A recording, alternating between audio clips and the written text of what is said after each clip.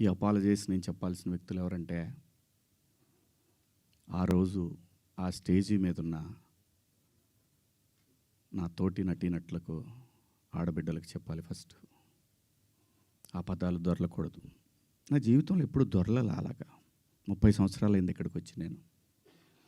అన్ని సంవత్సరాలు పాలిటిక్స్లో ఉన్న ఏ రోజు కూడా ఒక చిన్న మాట జగన్ గారినైనా, లేదంటే ఏ మహిళనైనా, లేదంటే ఏ పార్టీనైనా నా హద్దు దాటి మాట్లాడలా.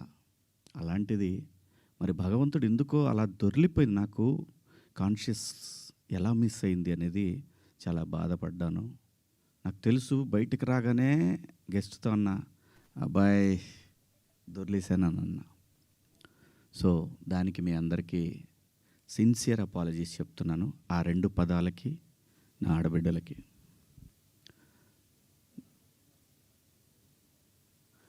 ఇక నేను ఇచ్చిన స్టేట్మెంట్కి మాత్రం కట్టుబడే ఉన్నాను. దాంట్లో ఎవరికి భయపడేదే లేదు. ఆ 2 పదాలు మాత్రం unparliamentary. From my soul I regret. అవి మాట్లాడటం తప్పు. Apologies very clear. ఇక మా దండోరా సినిమా గురించి మాట్లాడతాను. దాని తర్వాత మీరు ఎవరు అడగాలనుకుని అడగచ్చు. ఎందుకంటే 2 రోజుల నుంచి దాదాపు 36 అవర్స్ అయింది నేను పడుకొని. 2 రోజుల నుంచి నేను ఈ ప్రమోషన్స్లో నేను పార్టిసిపేట్ చేయలేకపోయాను. ఓ ప్రొడ్యూసర్ నమ్మి మన మీద సినిమా ఇచ్చి ఖర్చు పెట్టాడు, రాలేకపోయాను. అంటే నాలోనే అంతర్మదనం, ఎందుకు ఇలా జరిగింది. అన్ని సంవత్సరాలు పాలిటిక్స్లో మాట్లాడినా ఎప్పుడు తప్పు మాట్లాడాను నేను, ఎందుకు ఇలా జరిగింది, ఏమైంది అని అనిపించింది. సో అందుకే రాలేకపోయాను. సో రేపు రిలీజ్ అవుతా ఉంది కాబట్టి ఖచ్చితంగా మాట్లాడాలి.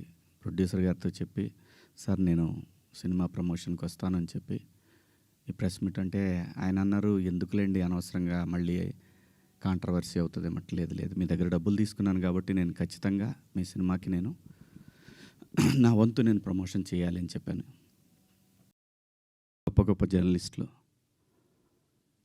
లైక్ గంగాధర్ శాస్త్రి గారు కానివ్వండి, తెలుగు జాతి మొత్తం వాళ్ళ మాటలను వింటూ సంస్కృతిని ముందుకు తీసుకెళ్లాలనే ఆరాటంతో పనిచేస్తున్నటువంటి చాగంటి కోటేశ్వరరావు గారు, అలాగే గరికపాటి గారి ప్రవచనాల్లో స్త్రీ పట్ల, స్త్రీకున్న ప్రాముఖ్యత, వీటన్నిటి గురించి వాళ్ళు మాట్లాడే సందర్భంలో చాలామంది చాలా మాట్లాడారు. మరీ ముఖ్యంగా సినిమా ఇండస్ట్రీ గురించి కూడా అలాంటివి చేయొద్దు మీరు, అలా చేయటం వల్ల, అలా ఉండటం వల్ల, అలాంటి కట్టుబొట్టు వల్ల బయట సినిమాలో ఎలాగైనా చేసుకోండి మీరు, దానికి సెన్సార్ ఉంటుంది కాబట్టి మీరు పరిధులు దాటలేరు. బయటకు వచ్చిన తర్వాత మీరు ఇబ్బందులకు గురవుతారనే విషయాన్ని పదే ఎంతోమంది పెద్దవాళ్ళు, సంస్కృతి సంప్రదాయాల పట్ల అవగాహన ఉన్నవాళ్ళు జనరేషన్స్కి చెప్తూనే వచ్చారు. నేను అలా మాట్లాడటానికి ప్రధానమైన కారణం ఏంటంటే, లూలు మాల్లో నిధి అగర్వాల్ తను పడ్డ వేదన, తన కారులోకి వచ్చిన తర్వాత తను ఎంబ్రాసింగ్గా ఎలా ఫీల్ అయిందో అది నా మైండ్లోంచి పోలేదు. వారం రోజులు అవుతున్నా నా మైండ్లోంచి పోలా. ఆ తర్వాత ఇమీడియట్గా సమంత గారి మీద, తెలుగు సినిమాలో నేను ఈ ఇండస్ట్రీకి వచ్చిన తర్వాత 90% ఆర్టిస్టులు, ఫీమేల్ ఆర్టిస్టులు ఎప్పుడు కూడా లైక్ రమ్యకృష్ణ గారు కానివ్వండి, జయసుధ గారు కానివ్వండి, విజయశాంతి గారు, వీళ్ళు కట్టుకున్న శారీస్ మీద, వీళ్ళు వేసుకున్న డ్రెస్సుల మీద షాపుల్లో అమ్మేసేవాళ్ళు అనమాట. నేను ఎవరిని ఈ డ్రెస్సులు వేసుకోండి, ఆ డ్రెస్సులు వేసుకోండి, మీరు కప్పేసుకోండి అని నేను చెప్పలేదండి. నేనెవరిని చెప్పడానికి? సమాజంలో ఏ రుగ్మత వచ్చినా కానీ సమాజం సినిమా వల్ల చెడిపోతుంది, మీరు వేసుకునే డ్రెస్సుల వల్ల చెడిపోతుంది, మీ సినిమా వల్లనే ఈ ప్రపంచం నాశనం అవుతుందనే మాటలు వింటూ ఉన్నాం. కాబట్టి తరచూ ఇక్కడే బతికి, ఇక్కడే నా కుటుంబాన్ని ముందుకు తీసుకెళ్తూ, నా పిల్లల్ని చదివించుకుంటూ, ఇక్కడొచ్చిన డబ్బులతో చదివించుకుంటూ, సినిమాని ఎవరు అనకూడదు అనే పంతాలో మనం ఎందుకు వాళ్ళకి అవకాశం ఇవ్వాలనేటటువంటి ఆలోచనతో నేను ఆ సందర్భంలో వచ్చిన మాటలు నాకు ఇప్పటికి కూడా నాకు నమ్మబుద్ధి కావట్లేదు.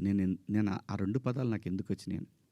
మన నాకు నిద్ర లేదు, పేర్లు కూడా గుర్తురాట్లా. స్త్రీల సమస్య మీద మాట్లాడుతూ ఉంటే మన రాహుల్ వైఫ్ చిన్మయి గారు ఆవిడకి వెళ్తా ఉన్నాయి, ఆవిడకి ట్యాగ్ చేస్తూ ఉన్నారు, ఇక్కడి నుంచే మొత్తం ట్యాగ్ చేస్తూ ఉన్నారు. ఆ తర్వాత మన అనసూయ గారికి ట్యాగ్ చేస్తూ ఉన్నారు. ఎందుకు చేస్తున్నారు నాకు అర్థం కాలేదు.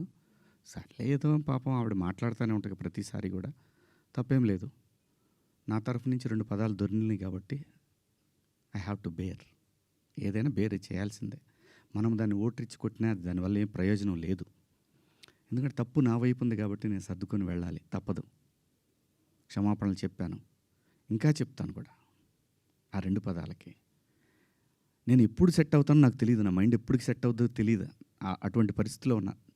నేను నా భార్య అయితే అసలు నువ్వు ఇలాంటి స్టేటస్లో ఉంది. ఎందుకంటే ఎవరికైనా ఫ్యామిలీ ముఖ్యం. తను రేపు పొద్దున వాళ్ళ బంధువుల్లో ఇదేంటి ఇలా మాట్లాడాడు శివాజీ అంటే తను ఎంబ్రాసింగ్గా ఫీల్ అవుతుంది కదా. నా పిల్లలు వాడి ఫ్రెండ్స్ ఇదేంట్రా మీ నాన్న ఇలా మాట్లాడు, విచ్ ఈజ్ హర్టింగ్. నా ఇంటెన్షన్ బ్యాడ్ లేదు. ఇంకొకటి, 30 సంవత్సరాల నుంచి నేను ఇక్కడ ఉంటున్నాను, ఏ రోజు నా దగ్గర నుంచి తప్పు జరగలేదు. ఆవేశంగా ఒక లెటర్ మాకు వెళ్ళిపోయింది. వెళ్ళిన తర్వాత వాళ్ళు డిస్కస్ చేయొచ్చు, ఏమని, కాదండి ఒకసారి శివాజీ తోటి మాట్లాడి ఆయనతోనే పెట్టిద్దాం ఒక అపాలజీ లెటర్ అని వాళ్ళు చెప్పొచ్చు. ఇవేవి జరగల. ఎవరికాళ్ళు ఆవేశంగా government of Andhra Pradesh, government of Telangana, CC to CP, CC to మహిళా commission, CC to PM, CC to international affairs. Why? ఒక్క మాట నన్ను అన్న ఏందన్న ఇట్లా మాట్లాడు. సారీ అమ్మ, నాకెవరు ఫోన్ చేయలేదు. ఒక సుప్రియ గారు సాయంత్రం ఫోన్ చేస్తే, అయ్యో శివాజీ గారు ఏంటి, సారీ అమ్మా నేను పొరపాటున 2 పదాలు దొరికినాయి. అవునండి, ఐఎమ్ కంప్లీట్లీ రిగ్రెటింగ్గానే ఉందమ్మా, ఐఎమ్ వెరీ సారీ. నాకు ఇప్పటికి కూడా అర్థం కాదు నేను ఎలా మాట్లాడాను ఆ 2 పదాలు. అసలు నేను బయట బూతులేం మాట్లాడినంటే మాట్లాడతానండి, మన అందరం మాట్లాడతామండి, అర్థం పర్థం లేని మాటలు మాట్లాడుకుంటాం. కానీ ఒక వేదిక, ఒక పద్ధతి, జనరేషన్స్కి మనమే చెప్పాలి కాబట్టి, మన పిల్లలకి చెప్పాలి కాబట్టి. ఆవిడ సరే అండి పెట్టేసేయండి అయిపోయింది. నేను ఇచ్చేసాను, అప్పటికే నేను పంపించేశానమ్మా అప్పుడే. ఎందుకంటే వాళ్ళందరూ నాకు తెలుసు, నన్ను అన్నాను అని పిలుస్తారు. ఒక్క మాట నన్ను అడిగుంటే, ఒక్క మాట నేనేమన్నా మిస్బిహేవ్ చేశానండి ఎవరితో అన్నా? ఎప్పుడన్నా మీరు ఏ ఆర్టిస్ట్ అయినా సరే, ఇప్పటికీ భూమిక గారితో చేస్తాను, మేడం అని పిలుస్తా, లయమ్మ అంట. రంభ గారితో చేశాను, సంగవి గారితో చేశాను, పెద్ద పెద్ద ఆర్టిస్టులతో చేశాను. ఇంత చిన్న మిస్బిహేవ్ చేయలేదు, చెయ్యను కూడా. ఒక బార్కి వెళ్తే డ్రెస్ కోడ్ ఉంటుందండి, ఒక పబ్కి వెళ్తే డ్రెస్ కోడ్ ఉంటుంది. షూ లేకుండా లోపలికి రానీడు. కొన్ని పబ్బుల్లో అయితే గర్ల్ ఫ్రెండ్ లేకుండా రానీడు. నేనేమన్నాను? మనిషి ఆదిమానవుడు కోతి నుంచి మనిషిగా రూపాంతరం చెందిన తర్వాత ఇంగితం ఎక్కడ స్టార్ట్ అయిందంటే, ఈ శరీర భాగాలు కనపడటం కరెక్ట్ కాదే, ఏదోటి కట్టుకోవాలి అనే జ్ఞానం అమ్మకు వచ్చిందో నాన్నకు వచ్చిందో తెలీదు, వచ్చింది.